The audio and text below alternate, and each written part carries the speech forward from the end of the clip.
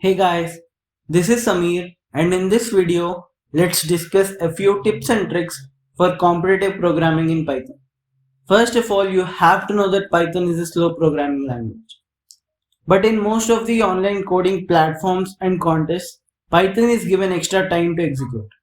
For example, in HackerRank, you can see that the time limit for Python is 10 seconds, whereas the time limit for other competitive programming languages such as C and C++ is just 2 seconds and Java is just 4 seconds.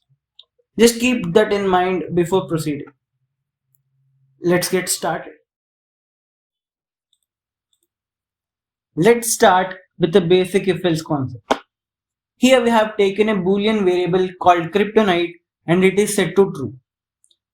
The condition goes like, if kryptonite is set, we have to print Batman, else we have to print Superman. This is what a simple if-else block looks like in Python, which is 4 lines.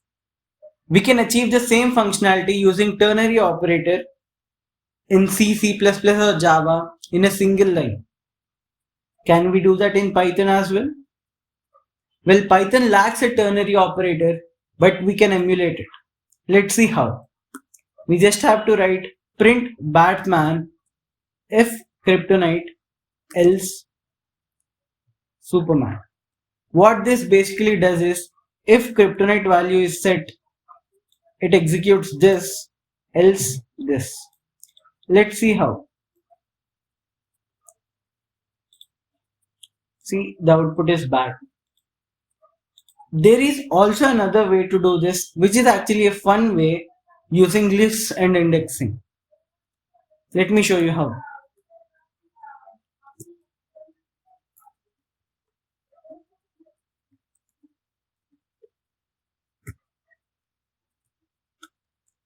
What we are doing here is basically we are indexing from this list. So if kryptonite is set, which is 1, a true value, Batman is printed. If kryptonite is false, it corresponds to the 0th index and Superman is printed. Let's see how. See, that's how if-else can be made fun.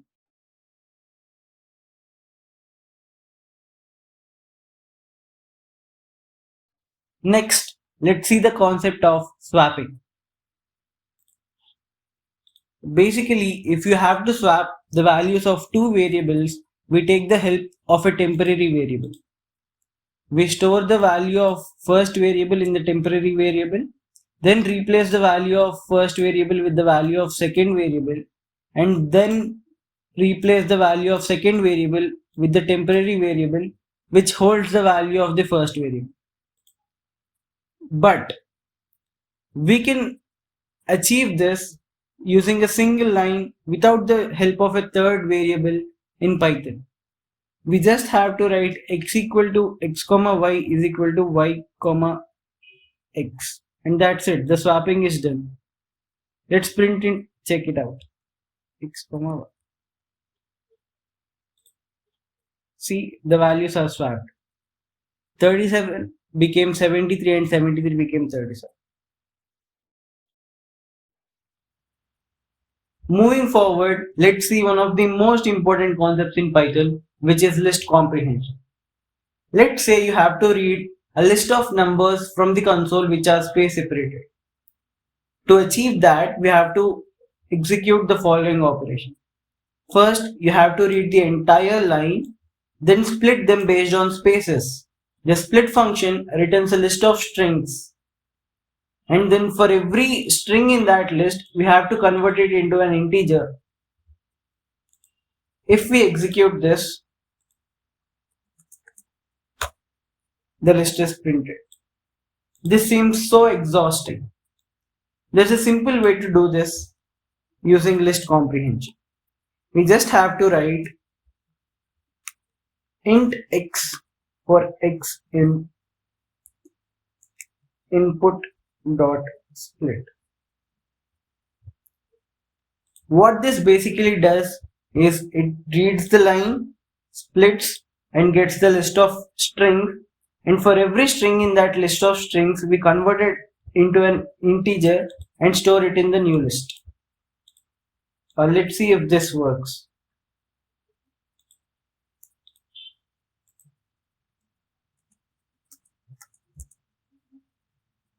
It worked. And that's not the only way to use list comprehension. It can be used with conditions too. Let's say from this list you want even numbers, only even numbers in a different list. You can just write even equal to x for x in L if x and 1, or if you prefer x modulo 2 equal to 0.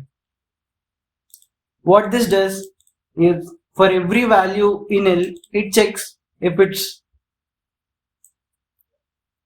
even or not, and then if it's even, it stores in the even list, or else it doesn't. Let's print the even list and check. Execute this once again. Let's give 1, 2, 3, 4. The only even numbers are displayed. So the even list contains only the even numbers from the original list. This is how list comprehension can be used. Multiple conditions can be given here using multiple ifs. Please do check list comprehension out online. Now let's see a fun concept called chaining. You might have seen similar questions. In this question, it's given that if the given marks is less than 40, we have to print F. If it's greater than or equal to 40 and less than 70, we have to print C. And if it's between 70 and 90, we have to print B. And if it's between 90 and 100, we have to print A. Usually, we write this long code to execute that. And if we run this, the output is B. Since the marks is 73 and we have to print grade as B. Now, we can just simplify these statements as follows. We can just write 40 less than or equal to x less than 70, and 70 less than or equal to x less than 90, and similarly 90 less than or equal to x less than 100. And if we execute, the answer is B again. So this property is called chaining, where instead of writing multiple conditions, we can just give the range of the variable and the corresponding output.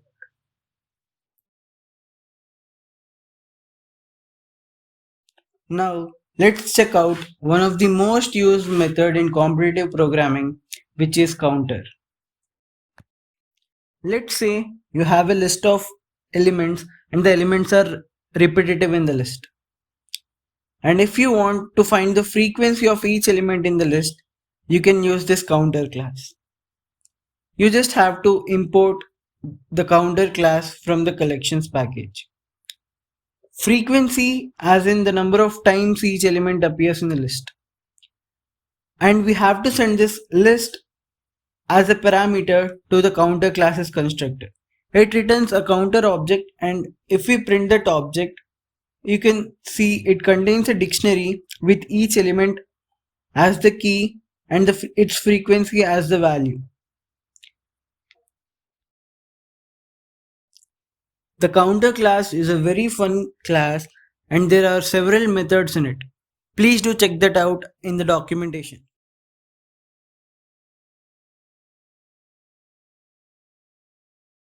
Now, let's see enumerate in Python.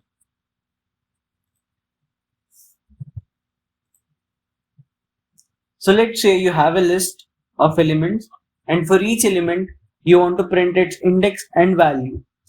You can achieve that using these lines, or else you can use enumerate.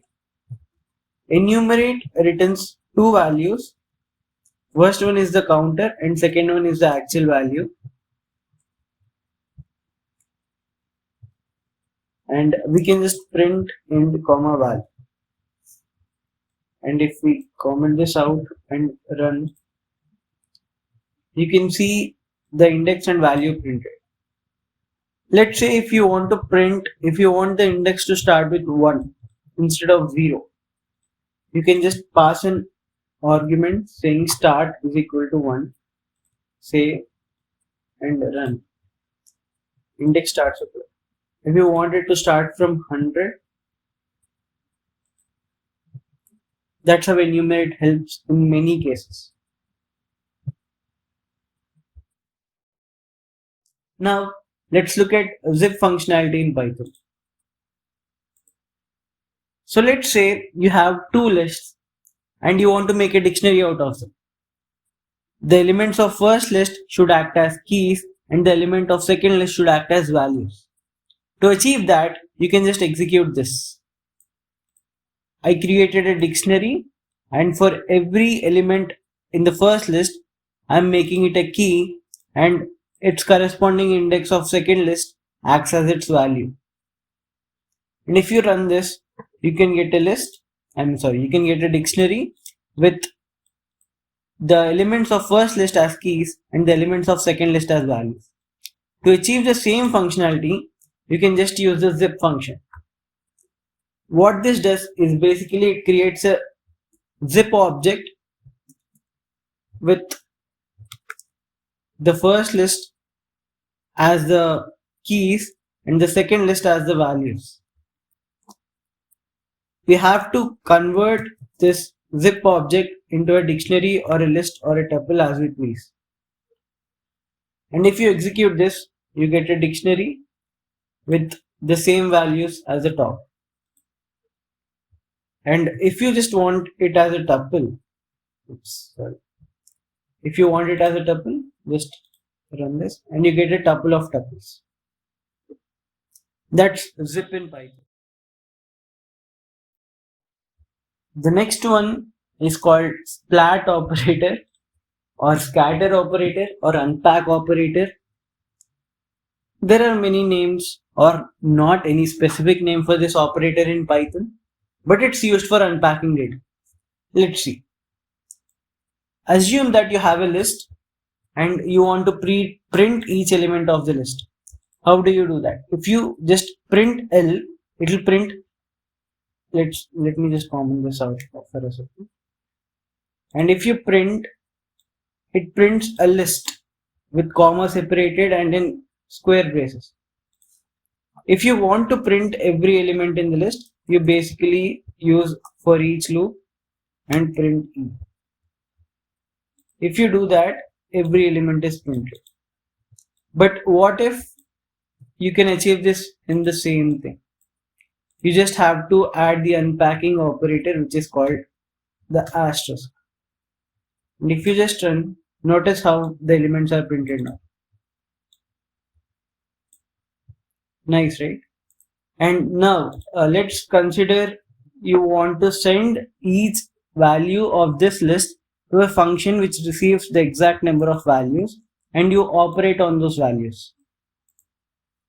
You basically do that using this, or you send the entire list. You can just use the unpacking operator here. Use asterisk L and call it. You get the value, which is same as this. Exciting, right? This will be very useful while handling JSON data when you are working with Django or Flask or any API writing frameworks. That's it for this video. Thanks for watching. Please like and share if you find this useful. Thank you.